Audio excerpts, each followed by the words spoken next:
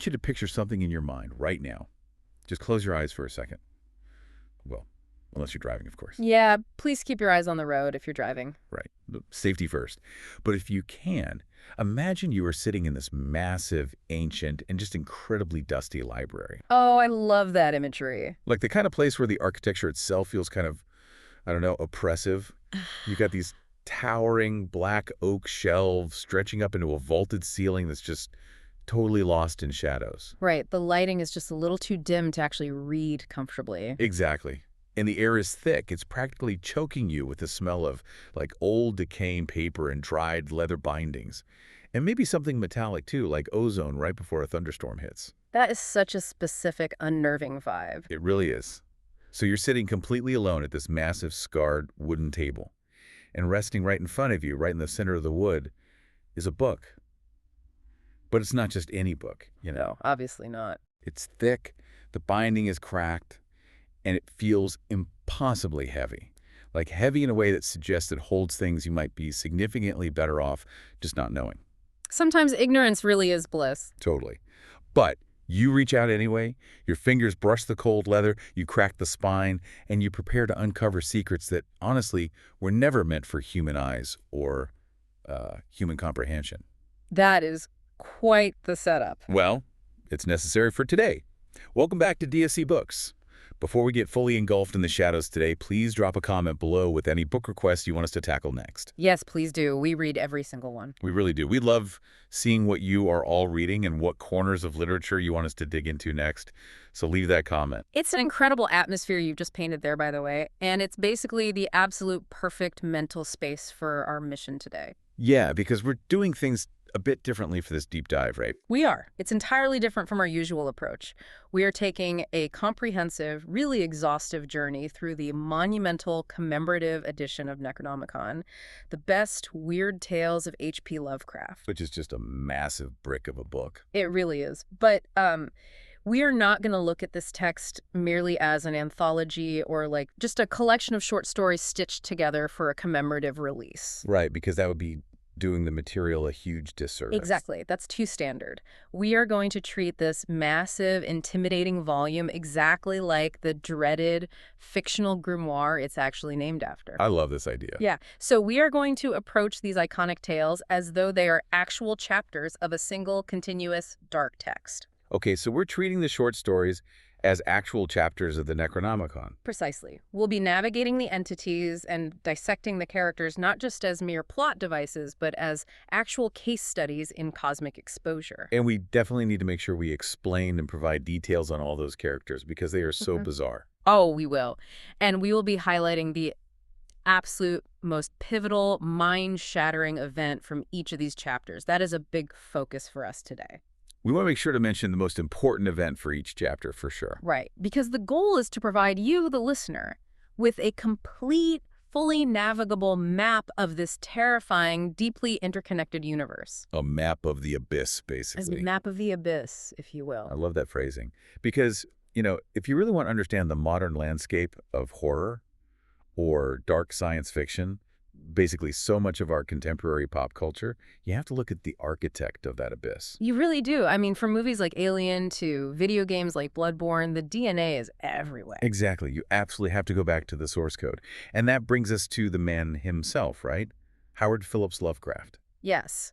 For those who might just know the name, but maybe not the history, he was born in Providence, Rhode Island. And he basically lived there for almost his entire life, didn't he? He did. He was this very solitary, highly eccentric figure, and he was writing these incredibly dense, mind-bending tales for the pulp magazines of the 1920s and 30s. Right, we're talking about magazines printed on really cheap paper.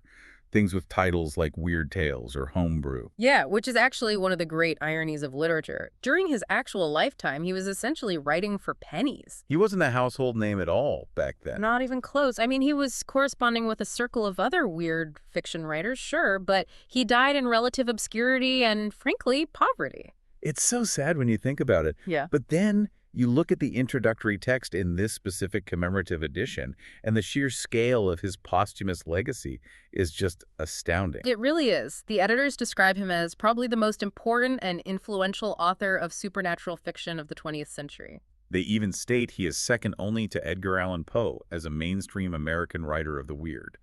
That is a massive claim.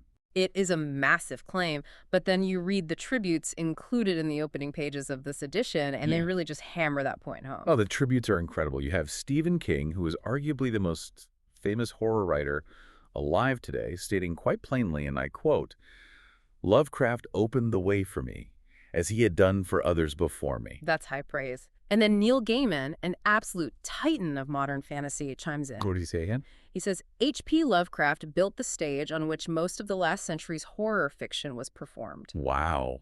He built the stage. Yeah, and Gaiman goes even further, and this is the quote that really stuck with me. He says, Lovecraft put a worldview into words that has spread to infect the world, and that he's where the darkness starts. Infect the world. Oh. That is such a visceral way to put it.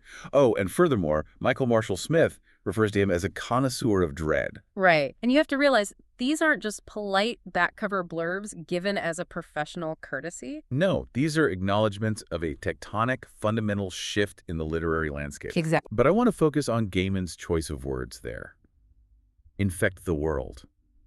That is such a specific, almost biological way to describe an author's influence. It really implies something that gets under your skin. Exactly. It's not just that Lovecraft inspired people to write scary stories, it's that his underlying ideas, his worldview, somehow got into our collective consciousness like a pathogen. Like a virus. Right. But I'm trying to wrap my head around exactly why. What's fascinating here is trying to understand the actual mechanics of why this specific body of work is so enduring. Because it's clearly not just haunted houses and rattling chains, right? Exactly. Or like ghosts looking for vengeance. We've had those stories for centuries. What did he do differently? That is the crucial question. And if we connect this to the bigger picture of the early 20th century, Lovecraft's enduring power comes from a very specific, totally unprecedented synthesis. What was he synthesizing? Well, he didn't just write supernatural horror. He took the Gothic tradition of horror and he blended it violently, I'd say, with the rapidly expanding, often terrifying scientific awareness of his time. Oh, interesting. So he effectively created a brand new subgenre that sits right on the bleeding edge of dark science fiction. Precisely. Up until that point, horror was very anthropocentric. Meaning it was all about us, humans. Exactly. A ghost haunts a house because a human was murdered. A demon possesses someone because of human sin. The horror was deeply invested in human morality and human significance. And Lovecraft just completely shattered that. Completely. The core realization in his work isn't that a monster is hiding in your closet waiting to punish you for doing something bad. Right. The core realization is that humanity is completely, utterly, and devastatingly insignificant in the grand scope of the cosmos. You're just dust motes. Exactly. His pantheon of alien deities, entities like the massive tentacled elder god Cthulhu, they do not hate humanity. They aren't trying to punish us. No, they aren't trying to punish us for our sins. They just fundamentally do not care about us. We are ants to them. That concept, that cosmic indifference, is honestly far more terrifying than a traditional monster that wants to eat you. Why do you say that? Well, because a monster that wants to eat you at least acknowledges your existence, right? Yeah. It values you, even if just as a snack. Cosmic indifference strips away all illusions of human importance. That is a great way to look at it. Okay, so I want to unpack this idea of cosmic fear a bit more, because there's a quote included right at the beginning of the text, an epigraph from the 19th century essayist Charles Lamb that I actually kind of want to push back on. Oh, what does the quote say? Well, Lamb writes about how our terrors are of older standing, that they, I'm quoting here, date beyond body. Okay, so a pre-physical fear. Right. He argues that this kind of fear is purely spiritual, that it's incredibly strong, precisely because it's objectless. Meaning there isn't a specific monster you're pointing at. Yeah. He theorizes that it might give us insight into our canti-mundane condition. Basically, he's talking about a pre-birth, deeply psychological, abstract dread of the dark. Yes, the fear of the unknown that exists before we even have a physical body to be threatened. Exactly. And I get what Lamb is saying on a philosophical level, I do. But when I read Lovecraft, I honestly do not just feel a spiritual or objectless fear. What do you feel instead? I feel something profoundly physical and impossibly vast. Let me give you an analogy. Go for it. Think about the very modern fear of deep space, or the terrifying, crushing blackness of the Mariana Trench. Oh, both of those are terrifying. Right. When we look at images from the James Webb Telescope, showing thousands of galaxies in a tiny speck of black sky. We aren't just spiritually afraid of an abstract void. We're faced with reality. Exactly. We are physically, viscerally terrified of our actual literal smallness in a physical environment that would freeze us and suffocate us in seconds. That makes a lot of sense. We are terrified of what might actually be out there swimming in the dark water of the universe. So my question for you is Lovecraft merely tapping into this anti-mundane, abstract psychological dread that Lamb talks about? Or is he actually weaponizing our very real physical vulnerability in a newly discovered, infinitely hostile universe? That is a phenomenal distinction, and it raises an incredibly important point about the era in which he was writing. Right, the 1920s. I would argue that he is doing both, actually, but he is fundamentally updating Lamb's concept for the modern scientific age. Okay, how so? He is taking that deep, inherited, almost biological dread of the dark, the anti-mundane fear that Lamb describes as objectless, and he is finally giving it an object. He's pointing it at something real. Yes. He is mapping that ancient dread onto the newly discovered physical scale of the universe. In the 1920s, astronomy was fundamentally rewriting our understanding of reality. That was when Edwin Hubble was proving that the universe extended far beyond the Milky Way, right? Exactly. Hubble proved that the universe was unimaginably huge and expanding. Lovecraft took the objectless spiritual fear and pointed it directly at the cosmos itself. So my analogies work. Your analogies of the deep ocean and deep space are absolutely perfect, because they are environments defined by their pure hostility to human biology. Right. You just can't survive there. They are environments where human life cannot exist. Environments that crush us effortlessly, not out of malice, but out of sheer environmental reality. Lovecraft's monsters, his great old ones, are the physical embodiment of that crushing, indifferent environment. Man. Okay, that perfectly sets the stage for what we are about to delve into. I think so too. If we are treating this massive book as a dark grimoire, like a literal guide to cosmic dread and our own insignificance, we need to open the cover and examine the first chapters. Time to open the book. Exactly. We need to look at the earliest myths recorded in this text, the ancient civilizations and the sleeping gods that predated us by millions of years. So, chapter 1. The first chapter we pull from the collection to examine is a piece called The Doom That Came to Sarnath. This is a truly foundational text for understanding the concept of deep time within Lovecraft's universe. It violently displaces human history from the center of the narrative. Where does it take place? It takes us to a fictional, ancient region called the Land of Nar. Specifically, it focuses on a vast, completely still lake that is mysteriously fed by no visible stream. Creepy already. Right. 10,000 years ago, the mighty, opulent human city of Sarnath stood on its shores. But the text establishes a chilling precedent. What's that? Long before Sarnath, long before humans even evolved or arrived in the region, there was another city on the opposite shore, the gray stone city of Ib. Ah, yes. And we promised to detail the characters, so let's talk about the beings of Ib, because they were absolutely unequivocally not human. Far from it. The way the text describes the beings of Ib is so bizarre and unsettling. It doesn't describe them as majestic alien conquerors, which is what you might expect. No, they're almost pathetic, yet deeply unnatural. Right. The text notes they were green in color, exactly matching the hue of the stagnant lake and the mists that rolled off it. They blend right in. Yeah. And they had bulging amphibious eyes, pouting, flabby lips, and curious, almost formless ears.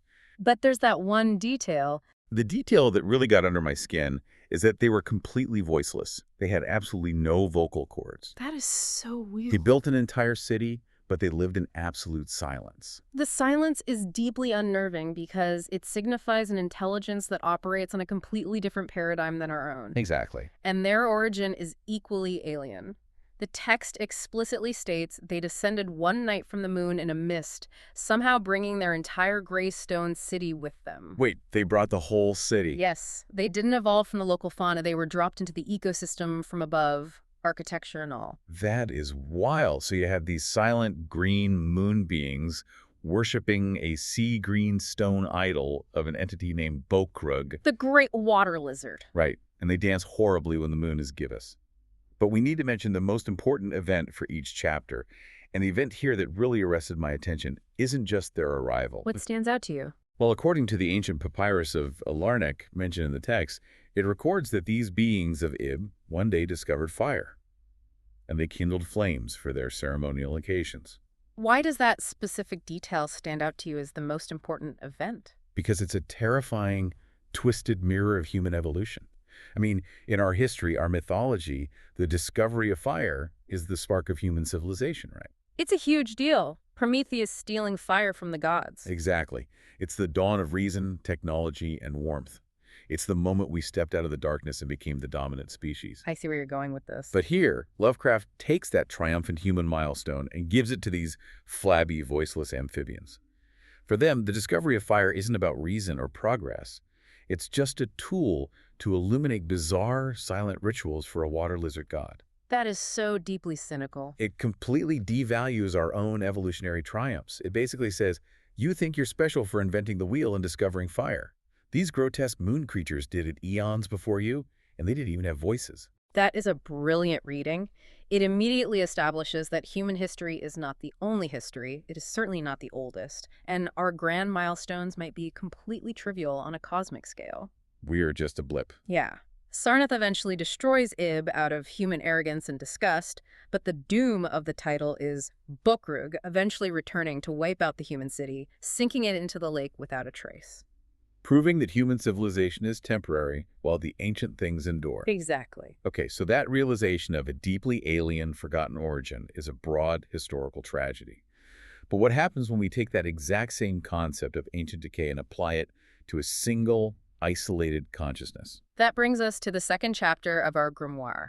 Right. Chapter 2, a story called The Outsider. We are moving from deep geological time to deep psychological isolation. The Outsider is an absolute masterpiece of the Gothic tradition, but twisted into something uniquely agonizing. The focus shifts entirely inward here. It does. Yeah. And looking at the character here, it is merely the narrator. We don't get a name. Just a wretched, incredibly lonely figure whose memories of childhood bring nothing but fear, sadness, and a profound sense of wrongness. They exist in a state of dazed, perpetual disappointment. It's so sad. The atmosphere is suffocating. They talk about spending lone, uncountable hours in vast, dismal chambers with heavy brown hangings and maddening, endless rows of antique books. They are completely isolated from the outside world. There are no mirrors, no other living souls, just dust and silence. It feels like the consciousness of someone trapped in an endless depression. It really does.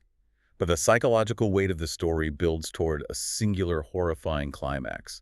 We have to talk about the most important event in this chapter. It's a profound breaking point. Yeah, the event is the narrator's slow, agonizing realization of their own origin and the true nature of their environment. Walk us through what happens. So they decide to finally climb the ruined, towering staircase of their castle to seek the light of the outside world. But as they recall the details of their home, they note that the castle was infinitely old and infinitely horrible. They had been living in ruins. Right.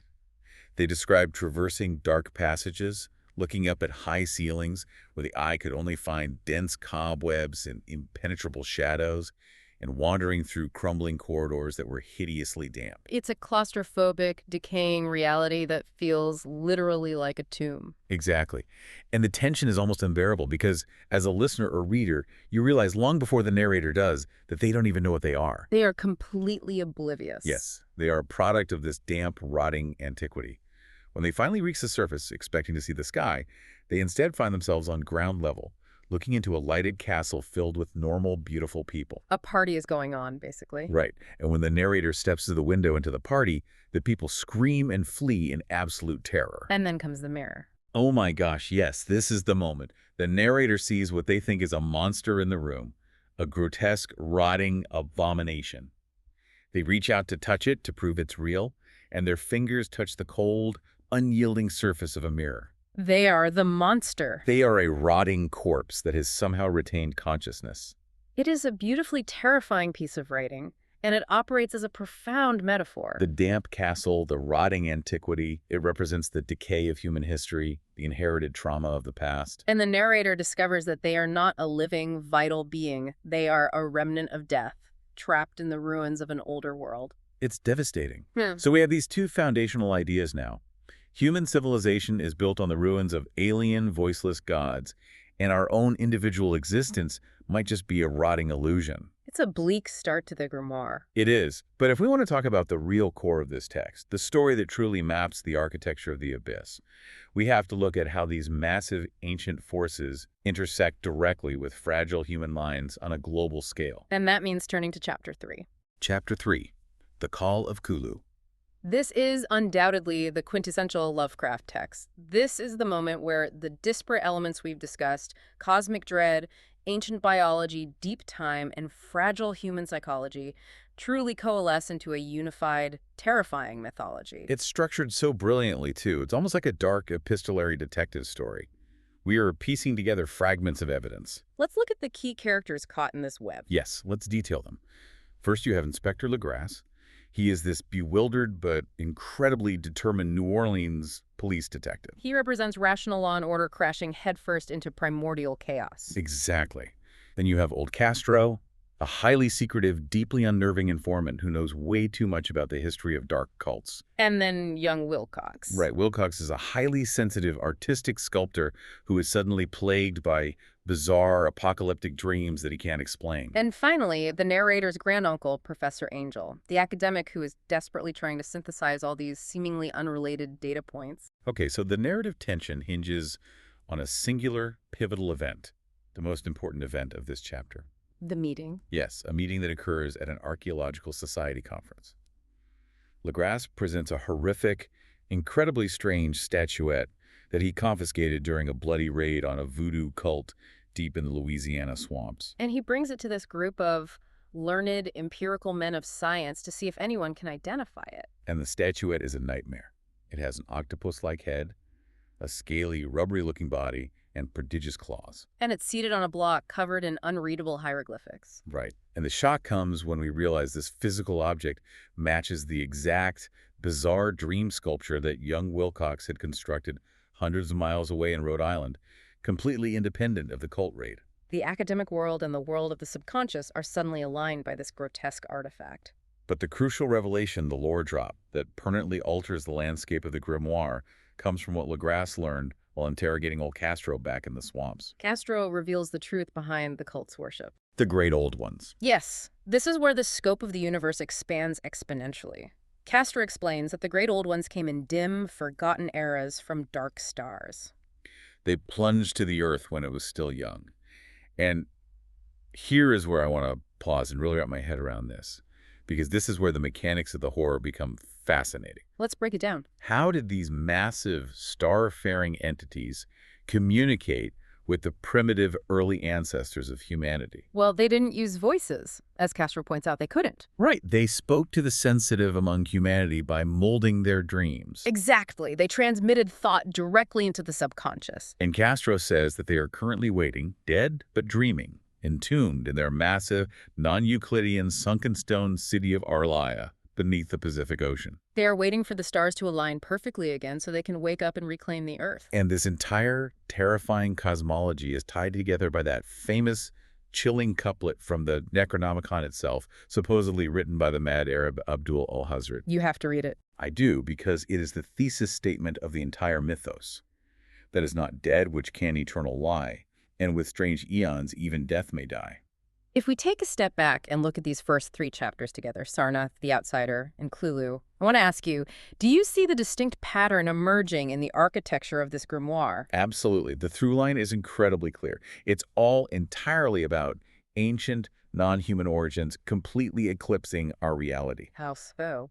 Well, you have the silent beings of Ib coming from the moon. You have the rotting narrator waking up in a decaying ancient castle. And you have the great old ones descending from dark stars millions of years before the first human stood upright. Exactly, and look specifically at the modes of communication. The beings of Ib are entirely voiceless. The great old ones do not speak. They transmit pure thought and mold human dreams. Because, as Castro explicitly notes, only thus could their vast alien language reach the tiny, fragile, fleshy minds of mammals. Right. We have human characters, whether it's the arrogant scholars in Sarnath, the wretched narrator staring into the mirror, or Legrasse and Angel trying to apply empirical science to a swamp idol. All of them are desperately trying to make sense of relics, architecture, and dreams that completely predate and defy human comprehension. The pattern is undeniable. Humanity is a latecomer, a fragile, temporary species trying to decode the leftover garbage of gods. It is a deeply terrifying realization. We are living in the ruins of a much older, much darker universe, and we are arrogant enough to think we own the place. We really are. And we're going to dive much deeper into those ruins in just a moment. We are going to explore the physical, biological manifestations of these ancient beings and the incredibly dangerous forbidden knowledge they left behind. The middle chapters. Yes, but before we turn the page and open the middle chapters of our grimoire, take a quick second and subscribe to the show. Please do. We do these deep dives regularly, tearing apart the most fascinating texts we can find. And subscribing is the absolute best way to ensure you never miss a journey into the dark. Okay, let's move deeper into the text. We've established the cosmic insignificance of humanity and the ancient origins of the universe. They can chat. Now, the cosmic horror starts taking on a very physical, very immediate, and highly biological reality.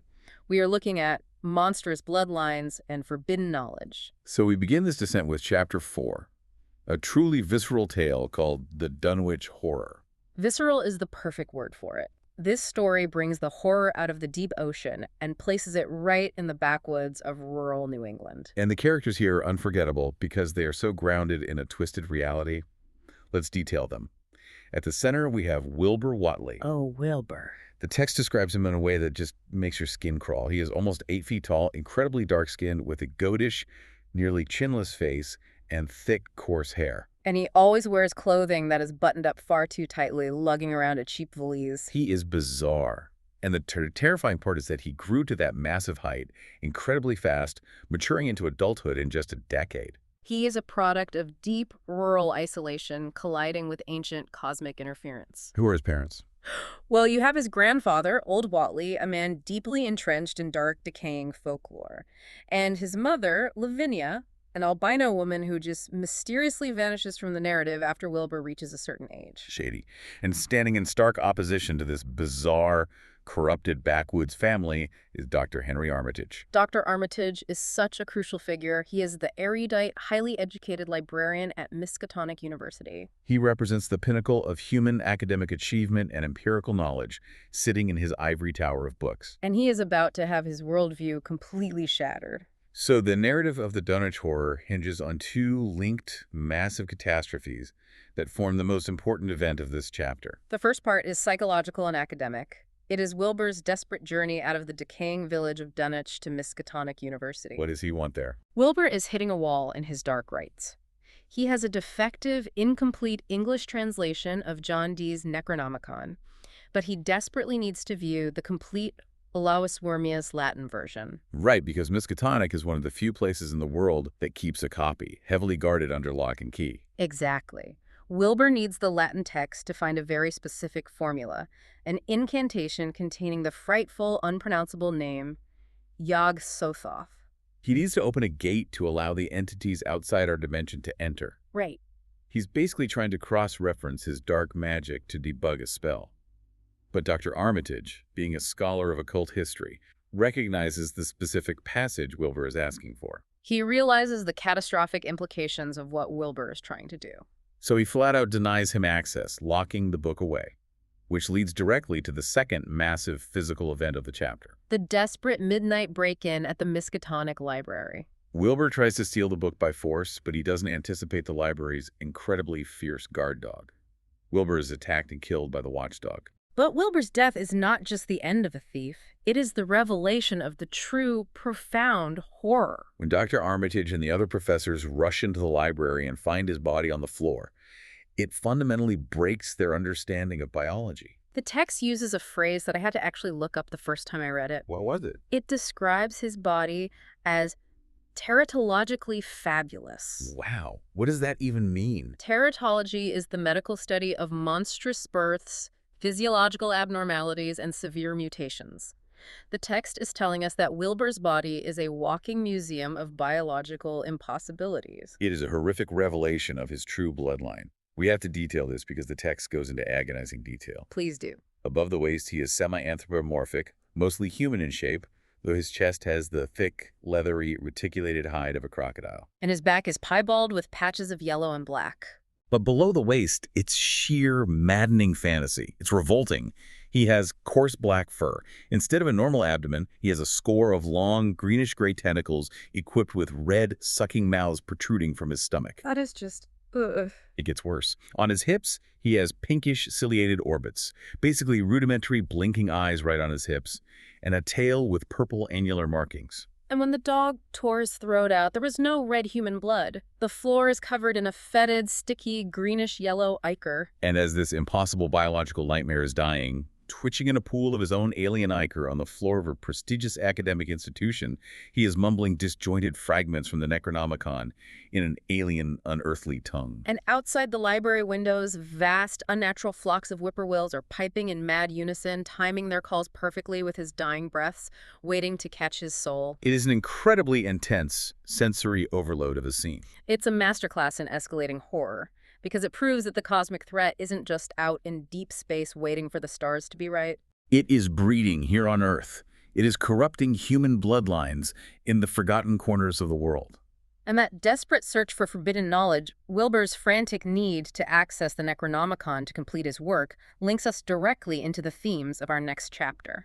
Chapter 5. The Haunter of the Dark. Yes, in the Dunwich Horror, the book was the prize that was defended. In The Haunter of the Dark, we see what happens when the defense fails and the forbidden knowledge is actually accessed.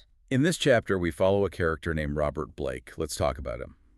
Blake is a writer and an explorer. He's brave, undeniably curious, but he possesses a fatal flaw. A complete lack of caution. Exactly. He becomes inexplicably, almost hypnotically drawn to a colossal, eldritch, completely abandoned church situated on Federal Hill in Providence. The psychological break in this story, the moment Blake crosses the point of no return, the most important event of the chapter is when he physically breaks into this forbidden structure. Right. He climbs through a high window and drops into a vaulted, deeply dust-carpeted cellar. And he slowly makes his way up into the colossal nave of the church, which the text describes as an eldritch, deeply unsettling place. There are massive drifts and literal mountains of gray dust covering the box pews. And a titanic ancient rope of cobweb hangs down from the unseen heights of the tower. So creepy. But the real discovery, the turning point of his life, occurs when he forces open the door to the rear vestry room. What does he find? He walks into this room and finds a rotting desk. But more importantly, he finds ceiling-high shelves absolutely crammed with mildewed, decaying books. Ah, the Forbidden Library? Yes. And as he starts wiping the dust off the spines, he realizes these are not forgotten hymnals or parish records.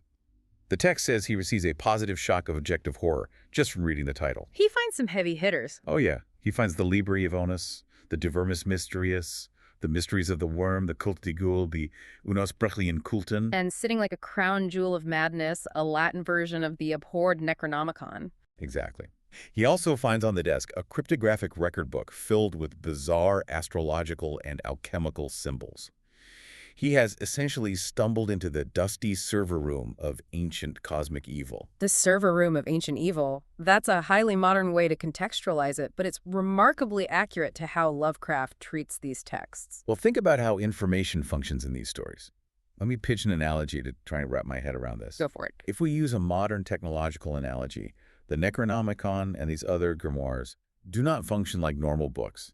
They function exactly like a highly advanced, incredibly destructive computer virus or malicious code. That makes perfect sense. The universe Lovecraft describes is operating on a totally different massive operating system than the tiny localized human reality we experience. Right. When someone like Wilbur Whateley or Robert Blake in this church tries to read these books, it's not like reading a novel. It's like they are downloading uncompiled malicious code directly into the wetware of their brains. They're processing data that their hardware was never designed to handle. Exactly. Yeah. Anyone who downloads this knowledge becomes infected. The words rearrange their neural pathways. Their perception of reality is fundamentally corrupted by a truth that is fundamentally hostile to human life. It literally rewrites their understanding of geometry, physics, and history until their mind completely breaks under the processing load. Or, in Wilbur's case, their body is destroyed by the physical manifestation of that code. I think that analogy holds up perfectly within the structural mechanics of the mythos. The books are not just repositories of static facts, they are active vectors for cognitive infection. It's terrifying to think of a book doing that. It is. And that idea of cognitive infection transitions us beautifully into the final and arguably most terrifying section of our grimoire. We've seen the physical monsters, the tentacles, the ichor, the teratological nightmares. But the final chapters of this book demonstrate that the true ultimate horror isn't what these cosmic beings do to human bodies. It's what they do to human minds. We are moving into the boundaries of mind, space, and time. This is where reality really starts to fracture. Chapter 6. Yes. Chapter 6, a story called The Whisperer in Darkness. Our main character here is Albert N. Wilmarth, an instructor of literature. And he begins corresponding with a man named Henry Akeley. And Akeley is a fascinating figure because he's an investigator who is trying to use what was, at the time, cutting-edge modern technology to capture and document ancient horrors. Right. He's isolated in a farmhouse in the deep woods of Vermont, using wax cylinder phonographs and dictaphones to record the things he hears in the dark. It is the intersection of empirical science and ancient magic. And the most chilling event here, the most important event of the chapter that shatters Wilmarth's skepticism, is when Akeley successfully records a terrifying underground ritual on May Eve. Akeley sets up his primitive audio equipment near a dark mountain cave because he suspects the ancient underground European legends of the May Eve Sabbat have literal roots hiding in the Vermont hills. And the cylinder he mails to Wilmarth captures something that defies all rational explanation. The recording is an audio capture of a dialogue. First, through the static and hiss of the wax cylinder, there's a cultivated, clearly human voice. It's chanting, praising entities far beyond our solar system. It praises Azathoth and the black goat of the woods, Shub-Niggurath. The human voice calls out, Shub-Niggurath, the goat with 1,000 young. But then, the terrifying part is the answer that comes out of the darkness. The text describes the answering voice as a horrific, buzzing imitation of human speech. Yes, and that is what makes it so deeply unsettling. It has absolutely no biological likeness to humanity in its timbre. It sounds like an insect trying to speak. Wow. Yet through this buzzing, it speaks good English grammar with a distinctly scholarly, educated accent. It buzzes back, Shub-Niggurath, the black goat of the woods with 1,000 young. Why do you think the detail of the scholarly accent is so effective in building the dread there? Because it implies a mocking intelligence. If it just sounded like a roaring monster, it would be scary, sure. But the fact that this alien, buzzing entity is perfectly mimicking a highly educated human cadence just to participate in this dark ritual shows a profound level of control. Like a predator perfectly mimicking the mating call of its prey. Exactly. It shows that our tools, our language, our scholarly pursuits are just trivial toys to them. They can wear our intelligence like a cheap suit. It demonstrates the terrifying permeability of our world.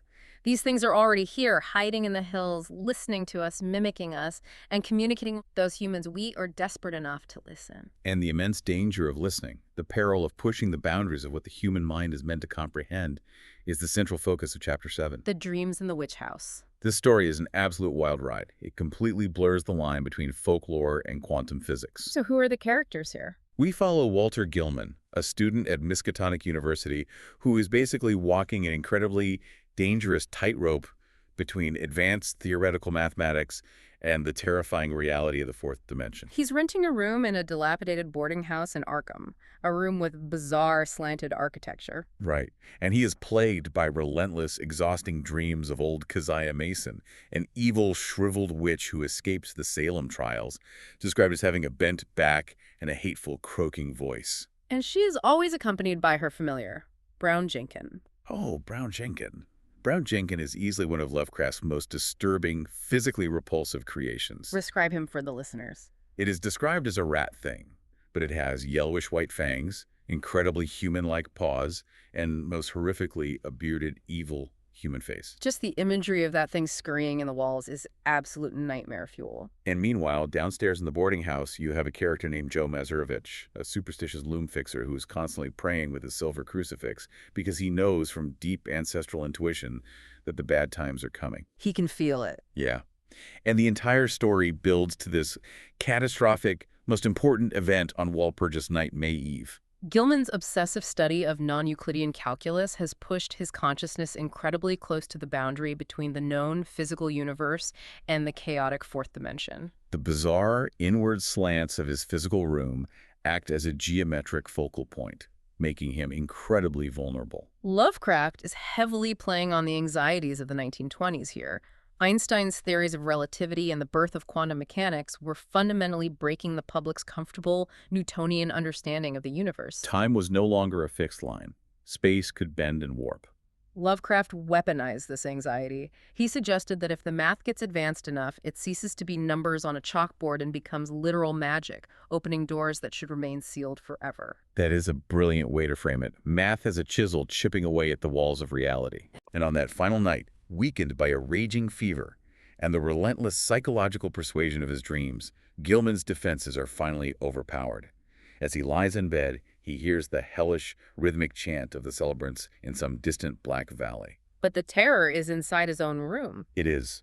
He hears the stealthy, deliberate scratching in his own walls. He sees the tiny, fanged, bearded face of Brown Jenkin emerge from the rat hole, staring at him, and the boundary completely collapses. What happens to him? He is pulled, completely helpless and paralyzed, into what the text calls the screaming twilight abysses and formless geometries. He is dragged bodily into the center of ultimate chaos by the witch and her familiar to face the throne of the blind idiot god Azathoth. The sanctuary of his own bedroom, his mathematical theories, and the physical reality of the witch house all violently implode into one another. It is the complete annihilation of empirical safety. He thought he was doing safe academic math, but he was actually casting spells, mapping a route into the abyss. Which perfectly leads us to a character who didn't accidentally stumble into the abyss, but intentionally mapped a route and walked right into it. Chapter 8. Chapter 8.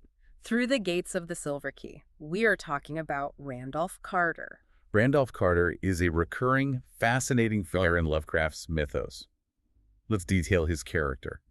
He is a fearless seeker of dreams, an antiquarian who views the waking world as dull and restrictive. He doesn't stumble into the horror accidentally like Gilman or Blake. He actively, obsessively pursues it.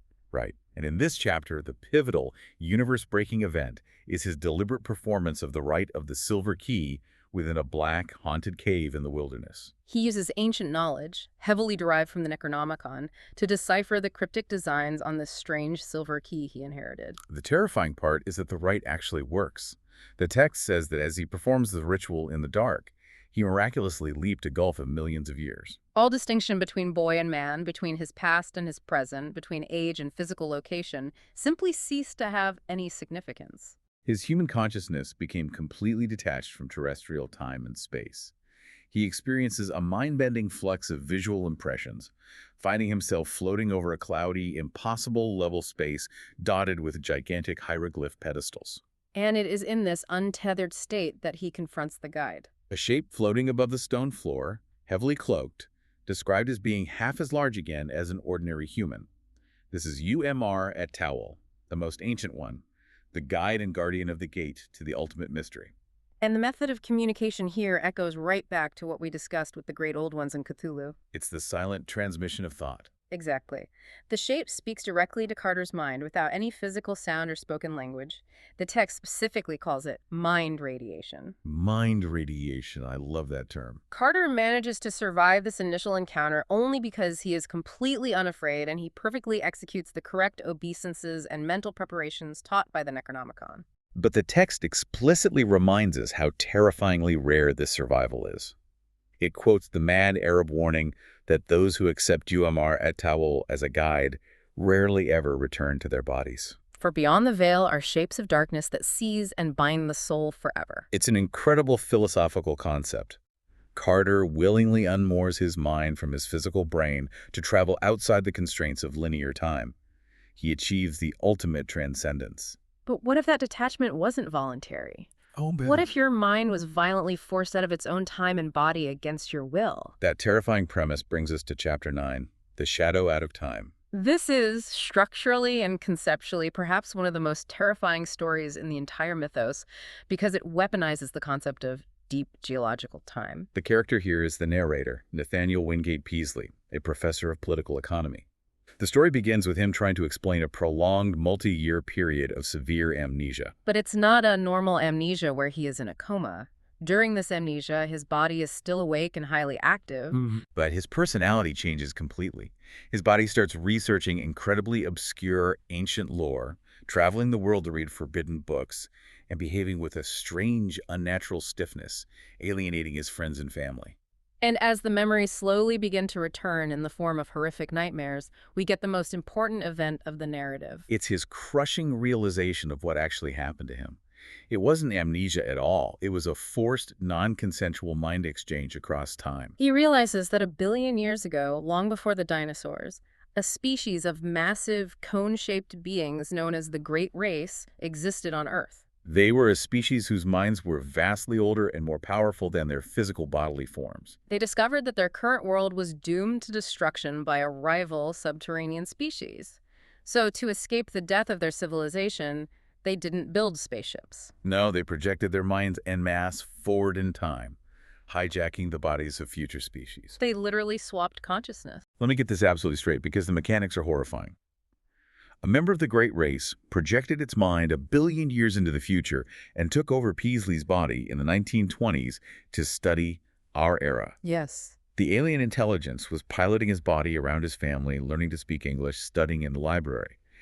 And while that was happening, Peasley's fragile human mind was hurled a billion years into the past, trapped inside the massive 10-foot-tall cone-shaped body of an alien on a dying elder world, forced to work in their ancient archives. It is the ultimate violation of the self. Your consciousness is ripped entirely from your reality. You are forced to live in a bizarre alien form for years, eating alien food, seeing with alien eyes, while an unfathomable intelligence wears your face and interacts with your loved ones. And the tragedy is compounded when the swap is reversed. Before sending his mind back to the 1920s, the Great Race subjected Peasley's returning human mind to mechanical hypnosis to completely erase the memories of his time in the past, leaving him with only a dream-shadowed blank that eventually manifests as sanity-threatening nightmares.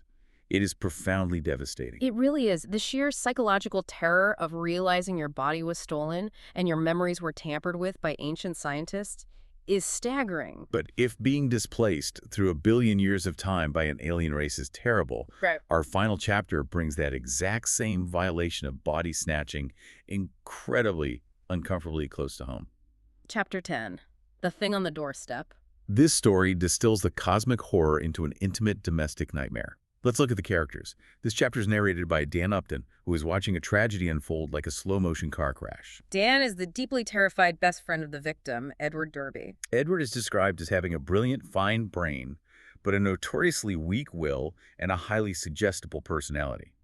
Edward ends up marrying a woman named Asenath Waite.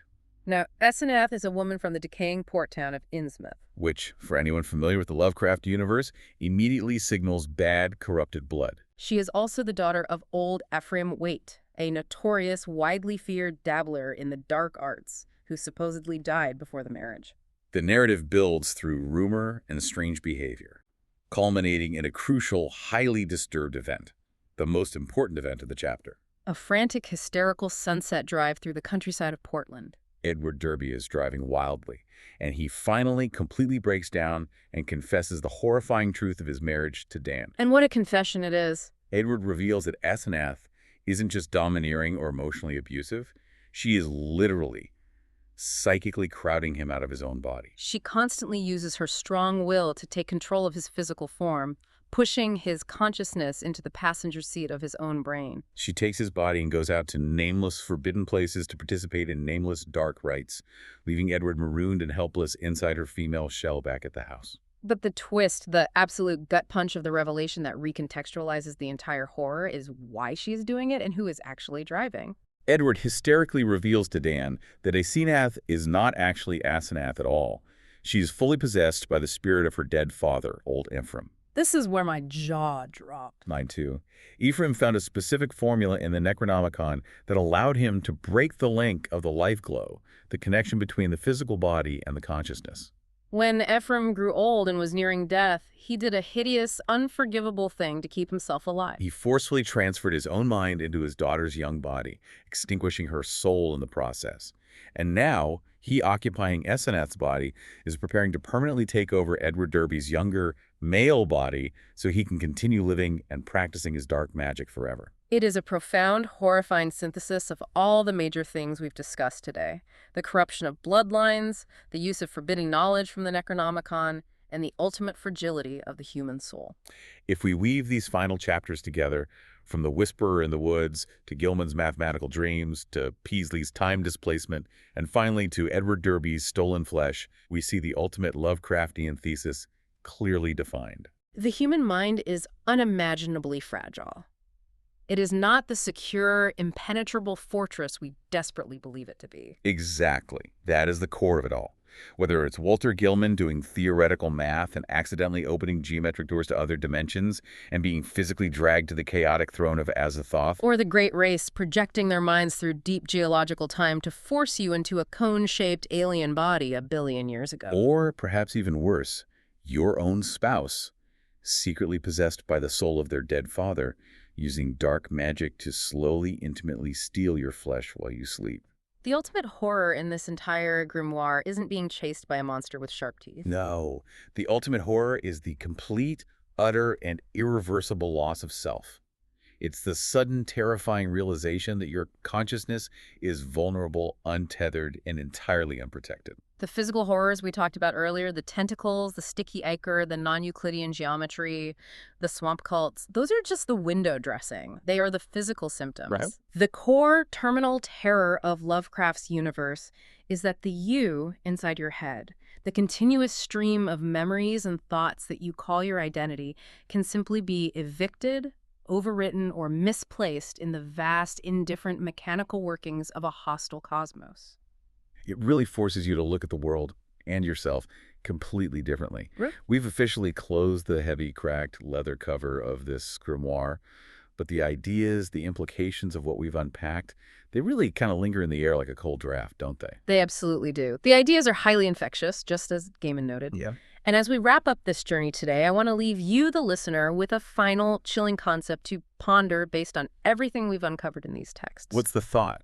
Yes, as these stories repeatedly suggest, the human mind is not a permanent soul, but just a temporary vessel, a fragile, fleshy receiver that can be quietly reprogrammed by the telepathic dreams of sleeping alien gods, violently displaced through millions of years of deep time, or seamlessly hot-wired by dark magic from a rotting book then who is really in the driver's seat of your consciousness right now. Oh, wow. Are your thoughts, your desires, your sudden fears truly your own, or are they just the faint buzzing echoes of something ancient, dreaming in the dark, slowly crowding you out? That is definitely something to think about the next time you stare up into the vastness of the night sky, or look down into the deep black ocean, or even just pause to look at your own reflection in the mirror. Thank you for tuning in to DFC Books.